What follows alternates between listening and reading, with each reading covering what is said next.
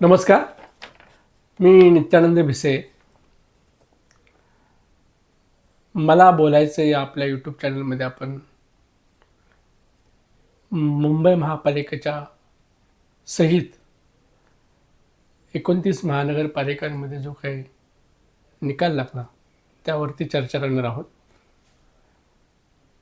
एकूणच या महानगरपालिकेच्या निकालांमध्ये भाजपचा विजय झाला अशी एक चर्चा आहे आणि नक्की आहे, तर तथ्य आहे.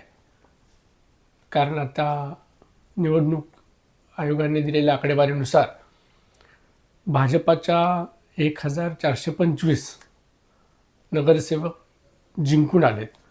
म्हणजे अर्थातच भाजप हा मोठा पक्ष आहे,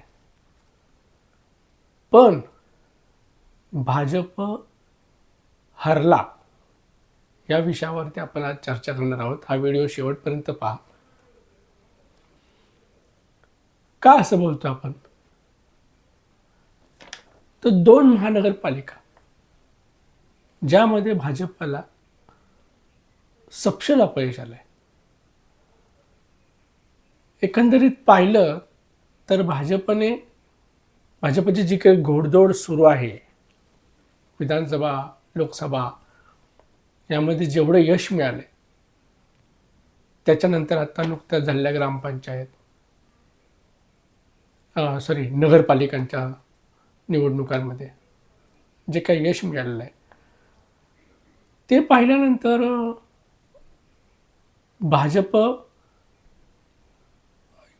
महानगरपालिकांच्या निवडणुकांमध्ये भरघोस यश मिळवेल अशी अपेक्षा सर्वसाधारण सर्वांनाच होती. अपेक्षा म्हटल्यानंतर ऐवजी आपण अंदाज बांधला होता, पण तसं का घडलं नाही?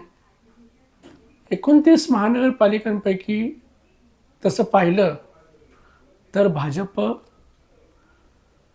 फक्त 9 महानगरपालिकांमध्ये स्वबळावर असा एक महापौर बसवू शकणार आहे आणि उर्वरित ठिकाणी म्हणजे 13 महानगरपालिकांमध्ये सोबत कोणीतरी घेऊन किंवा सोबत असलेल्याला मदत करून महापौर बसवणार आहे. म्हणजे तसं पाहिलं तर हे जे यश आहे ते यश तितकंच म्हणावं तसं म्हणजे अपेक्षित होतंच आहेच, परंतु फक्त 9 महानगरपालिकांमध्ये भाजप स्वबळावरती महापौर बसवू शकतो 29 पैकी, हे थोडंसं भाजपला अजूनही आत्मचिंतन करणारं आहे. ठीक आहे. तर दुसरा आपला मुद्दा आहे, मी फक्त अजून 2च मुद्द्यावरती बोलणार आहे.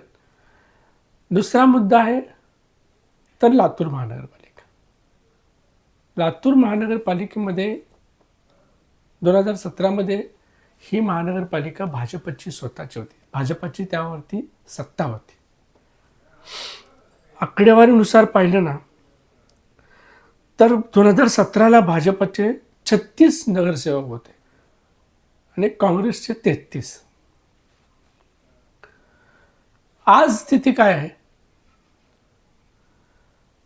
तर भाजपचे 22 आहेत आणि काँग्रेसचे 43. हा बदल का घडला? याच्यावरती भाजपने थोडंसं विचार करणं अपेक्षित आहे. हा फक्त एका वाक्याने हा सगळा निकाल बदललेला आहे. भाजपचे प्रदेशाध्यक्ष रवींद्र चव्हाण तिकडे प्रचाराला गेले होते आणि त्यांनी एक विलासराव देशमुख यांच्याविषयी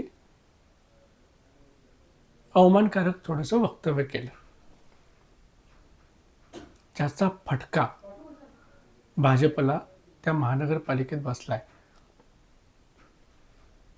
खरं तर विलासराव देशमुख हे व्यक्तिमत्व महाराष्ट्रासाठी प्रसिद्ध होतंच, परंतु सर्व राजकीय पक्षांमध्ये त्यांचे मित्रत्वाचे संबंध होते.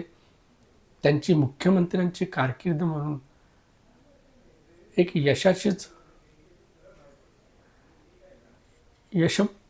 त्यांची मुख्यमंत्री पदाची जी कारकीर्द होती ती खरंच उल्लेखनीय होती.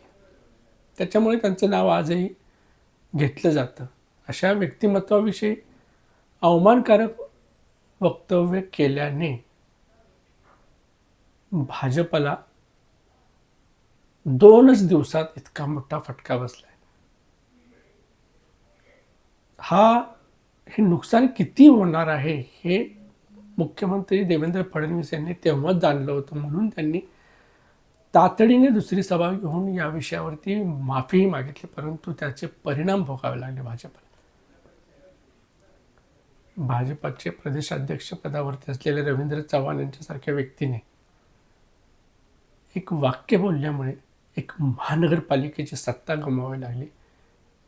हे खरं तर आत्मचिंतन करण्यासारखी गोष्ट आहे. दुसरी महानगरपालिका आपण वसई विरार घेऊया. वसई विरार महानगरपालिकेमध्ये